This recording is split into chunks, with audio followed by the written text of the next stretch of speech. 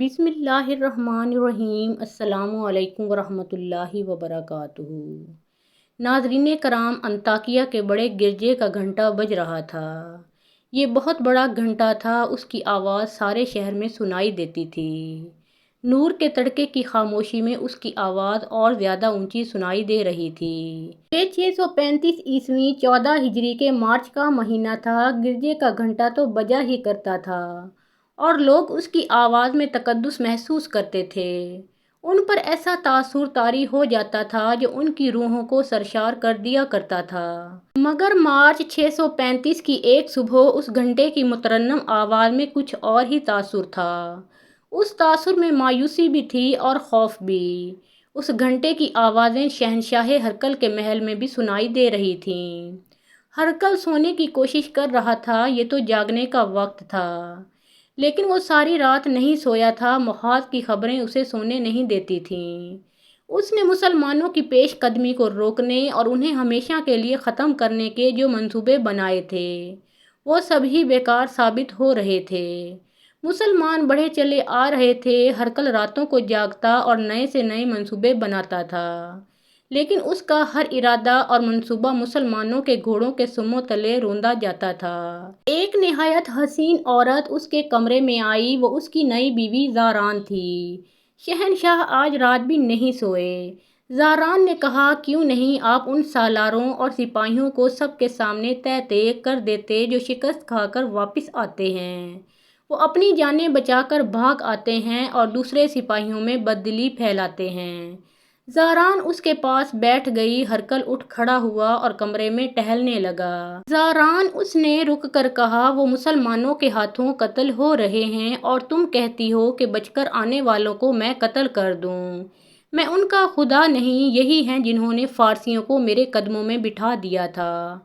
فارسی ایسے کمزور تو نہیں تھے، ہماری ٹکر کی قوم ہے۔ مسلمانوں نے انہیں بھی ہر میدان میں شکست دی ہے، اب وہ ہمیں بھی شکست دیتے چلے آ رہے ہیں۔ میں مسلمانوں کی قدر کرتا ہوں۔ اگر ہمارے سالاروں نے ہتھیار ڈالے ہیں تو اس کا یہ مطلب نہیں کہ وہ کمزور ہیں، بلکہ مسلمان زیادہ طاقتور ہیں، ان کے سالاروں میں عقل زیادہ ہے۔ تو کیا شہنشاہ مایوس ہو گئے ہیں؟ زاران نے پوچھا۔ نہیں، ہرکل نے کہا، یہ مایوس نہیں، ایک جنگجو کی تعریف کر رہا ہے۔ مسلمان اوچھے دشمن نہیں، اگر وہ مجھ سے ہتھیار ڈلوائیں گے تو تم میرے پاس ہی رہو گی، وہ تمہیں مجھ سے نہیں چھینیں گے۔ گرجے کا گھنٹہ بج رہا تھا، لوگ گرجے کو جا رہے ہیں۔ زاران نے کہا، سب آپ کی فتح کے لیے دعائیں کریں گے۔ ہرکل نے زاران کی بات کو بھونڈا سا مذاق سمجھ کر نظر انداز کر دیا۔ صرف دعائیں شکست کو فتح میں نہیں بدل سکتیں زاران، ہرکل نے کہا، جاؤ، مجھے کچھ سوچنے دو۔ شہنشاہ ہرکل کو اطلاع مل چکی تھی کہ اس کے سالار سکلار نے مسلمانوں کا راستہ روکنے اور انہیں پھنسانے کے لیے جو دلدل پھیلائی تھی، اسی دلدل میں اس کے اپنے سپاہیوں کی لاشیں پڑی ہیں، اور فحل کے مقام پر سکلار مسلمانوں کے ہاتھوں مارا گیا اور بیسان پر بھی مسلمانوں کا قبضہ ہو گیا ہے۔ ہرکل کا یہ منصوبہ تباہ ہو چکا تھا کہ وہ دمشق پر حملہ نہیں کرے گا اور نہ اس کا محاصرہ کرے گا، بلکہ اپنی فوج کو دمشق سے دور رکھ کر دمشق کو جانے والے راستے بند کر دے گا۔ پھر مسلمانوں کو بکھیر کر لڑائے گا۔ مگر مسلمانوں نے اس کے منصوبے کی پہلی کڑی کو ہی فحل کے مقام پر توڑ دیا تھا۔ روم کا شہنشاہ ہرکل ہمت ہارنے والا آدمی نہیں تھا۔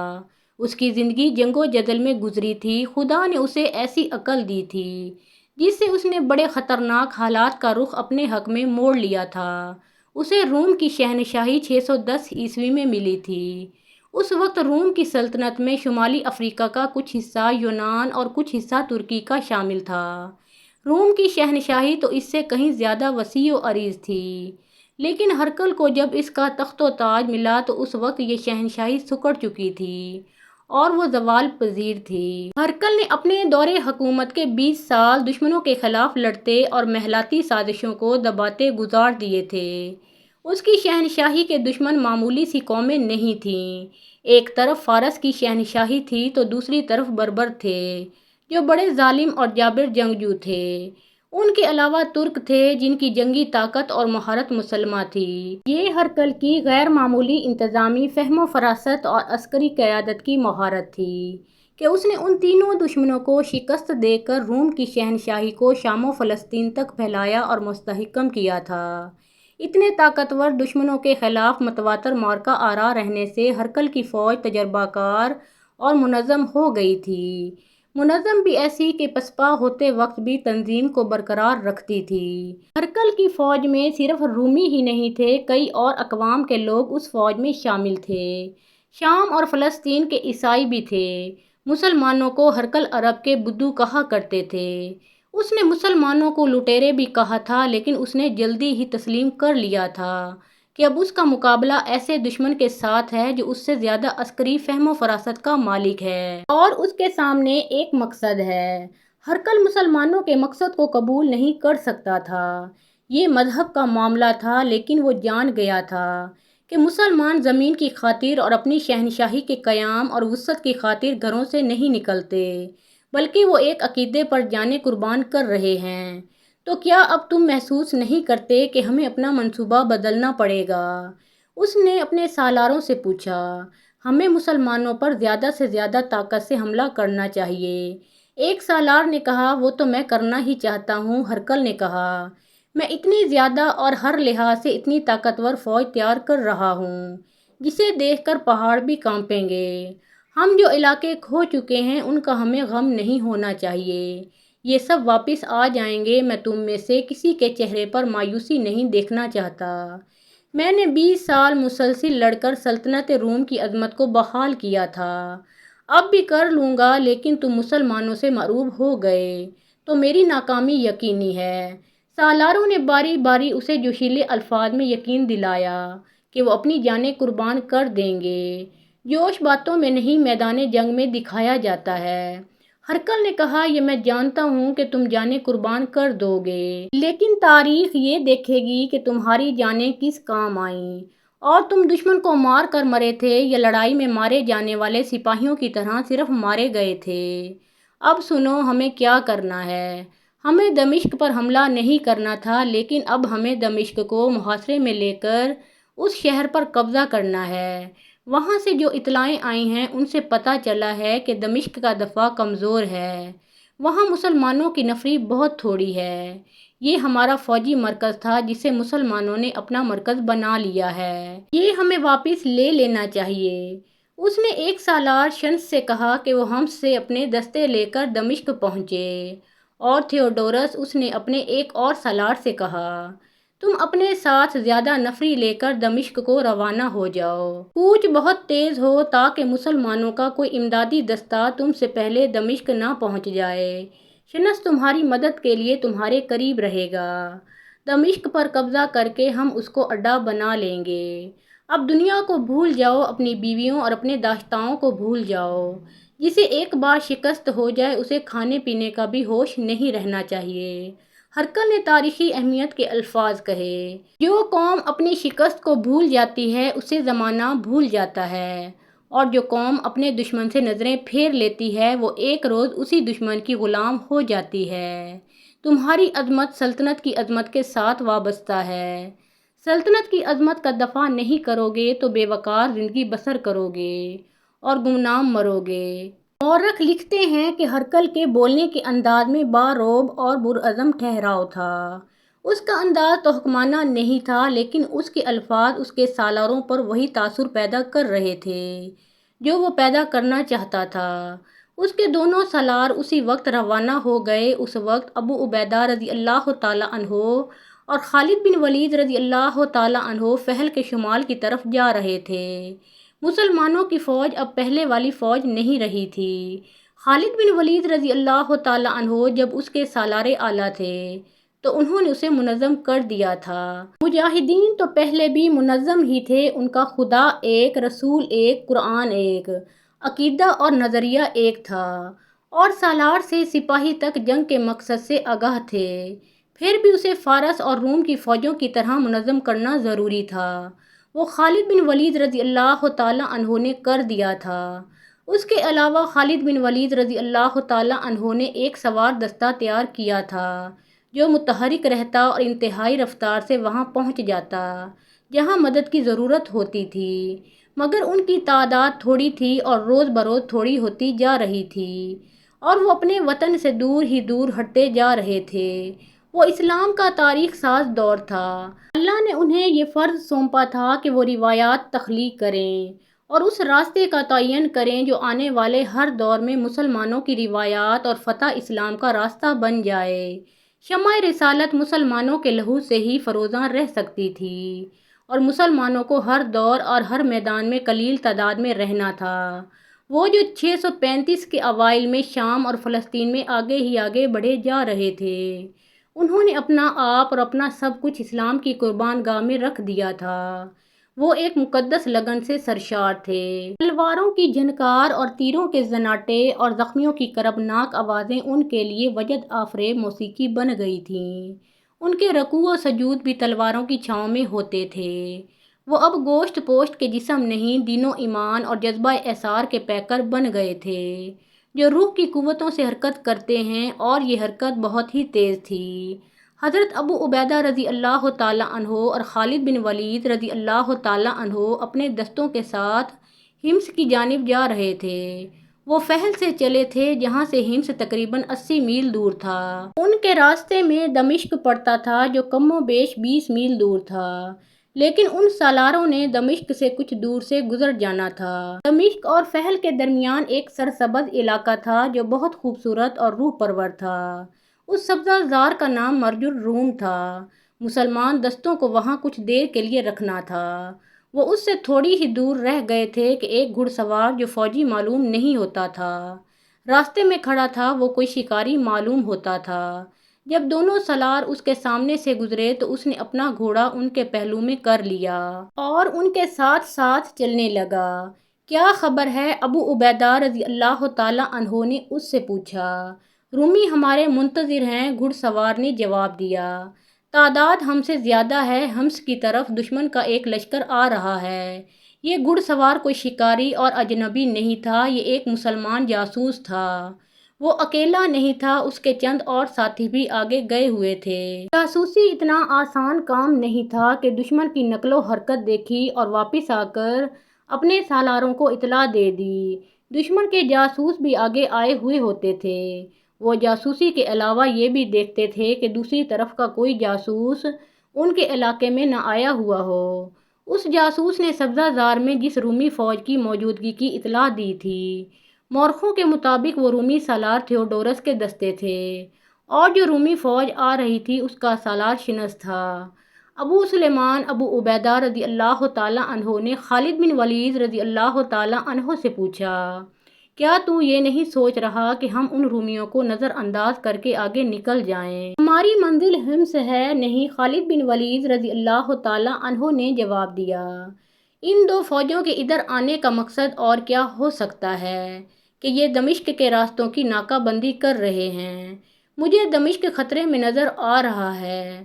اگر رومی دو حصوں میں آ رہے ہیں تو کیوں نہ ہم بھی دو حصوں میں ہو جائیں؟ حضرت ابو عبیدہ رضی اللہ تعالیٰ عنہ نے پوچھا، دو حصوں میں ہی ہونا پڑے گا؟ حضرت خالد بن ولید رضی اللہ تعالیٰ عنہ نے کہا، اللہ ہمارے ساتھ ہے، ہماری رہنمائی اللہ کرے گا، تجھے اللہ سلامت رکھے۔ ابو عبیدہ رضی اللہ تعالیٰ عنہ نے کہا، یہ مناسب نہیں ہوگا کہ مجاہدین کو بتا دیں۔ خالد بن ولید رضی اللہ تعالیٰ عنہ رکابوں میں کھڑے ہو گئے اور اپنی فوج کو رکنے کا اشارہ کیا۔ مجاہدین اسلام ابو عبیدہ رضی اللہ تعالیٰ عنہ نے بڑی ہی بلند آواز میں اپنی فوج سے کہا، دشمن نے ہمارا راستہ روک لیا ہے۔ یہ رومی لشکر جو ہمارے راستے میں کھڑا ہے تعداد میں زیادہ ہے، لیکن اس میں ایمان کی وہ طاقت نہیں جو تم میں ہے۔ اللہ تمہارے ساتھ ہے۔ اللہ کی خوشنودی کو اپنے دل میں رکھو اور اپنے آپ کو ایک اور معرکے کے لیے تیار کر لو۔ ہم تیار ہیں۔ مجاہدین کے نعرے گرجنے لگے، ہم تیار ہیں۔ لبیک ابو عبیدہ رضی اللہ تعالیٰ عنہ، لبیک ابو سلیمان رضی اللہ تعالیٰ عنہ۔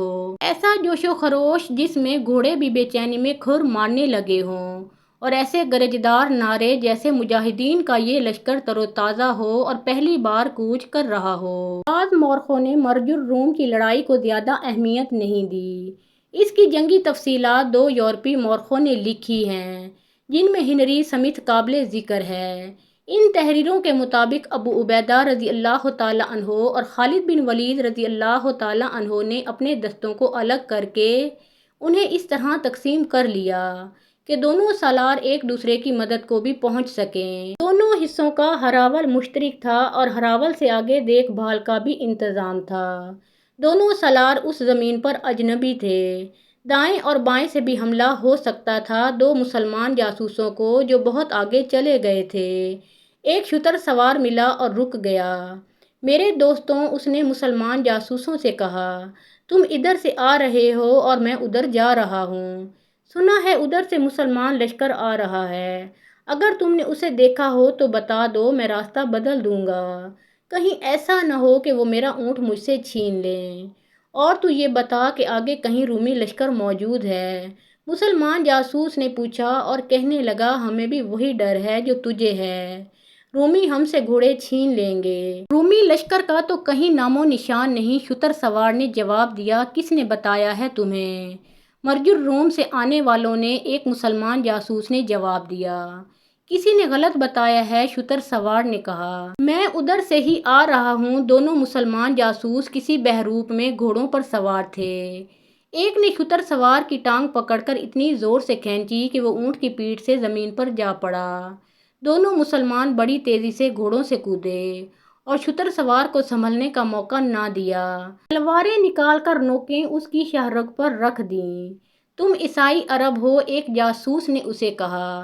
مرج الروم کی پوری خبر سناؤ۔ اس نے جان بخشی کے وعدے پر تسلیم کیا کہ وہ رومیوں کا جاسوس ہے، اور اس نے یہ بھی بتایا کہ رومی سالار تھیوڈورس اپنے دستوں کے ساتھ پہلے ہی مرج الروم میں موجود تھا، اور دوسرا سالار شنس بھی کچھ دیر پہلے پہنچ گیا ہے۔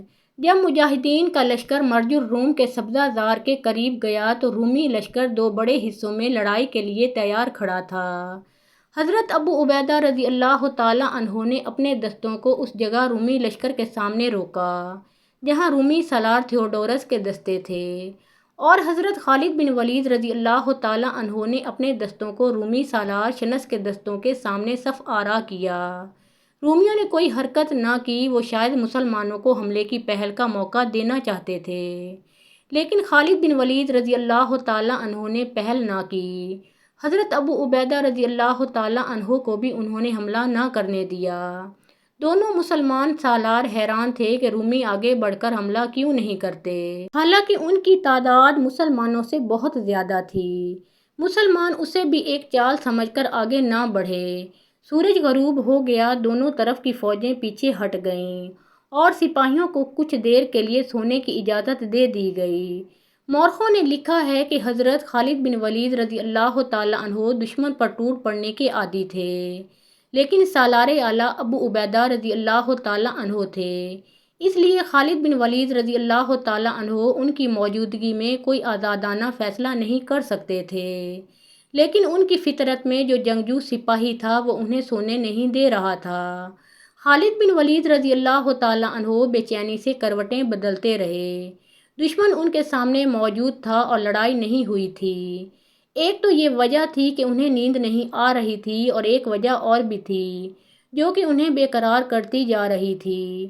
یہ شاید ان کی چھٹی حس تھی۔ انہوں نے رومیوں کے پڑاؤ کی طرف سے ہلکی ہلکی آوازیں بھی سنی تھیں۔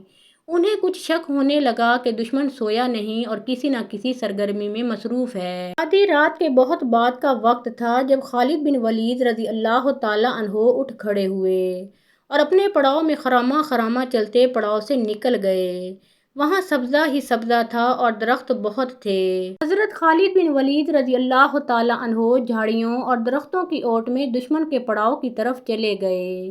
وہ اس جگہ پہنچ گئے جہاں رومی سالار تھیوڈورس کے دستوں کو ہونا چاہیے تھا، لیکن وہاں رومی فوج کا ایک بھی سپاہی نہیں تھا، کوئی سنتری نہ تھا جو انہیں روکتا۔ شام کے وقت انہوں نے رومی دستوں کو اس جگہ پڑاؤ ڈالتے دیکھا تھا۔ رات ہی رات وہ کہاں چلے گئے، کچھ اور آگے جا کر انہیں ایسی نشانیاں ملیں جن سے صاف پتہ چلتا تھا کہ فوج نے یہاں قیام کیا تھا۔ حضرت خالد بن ولید رضی اللہ تعالیٰ عنہ اس طرف چلے گئے جہاں رومیوں کی فوج کے دوسرے حصے کا پڑاؤ تھا۔ حضرت خالد بن ولید رضی اللہ تعالیٰ عنہ کو دور سے ہی پتہ چل گیا کہ وہاں فوج موجود ہے۔ وہ چھپتے چھپاتے اور آگے چلے گئے۔ وہاں سنتریق گھوم پھر رہے تھے۔ حضرت خالد بن ولید رضی اللہ تعالیٰ عنہ دشمن کے پڑاؤ کے اور قریب بڑھتے گئے۔ چاندنی میں انہیں دشمن کا کیمپ دکھائی دے رہا تھا۔ محترم ناظرین، اس کے بعد کے حالات و واقعات ہم اپنی اگلی ویڈیو میں پیش کریں گے۔ آپ سب سے گزارش ہے کہ پیارے نبی حضرت محمد مصطفیٰ صلی اللہ علیہ وآلہ وسلم کا پیارا نام ایک بار کامنٹ سیکشن میں ضرور لکھیے۔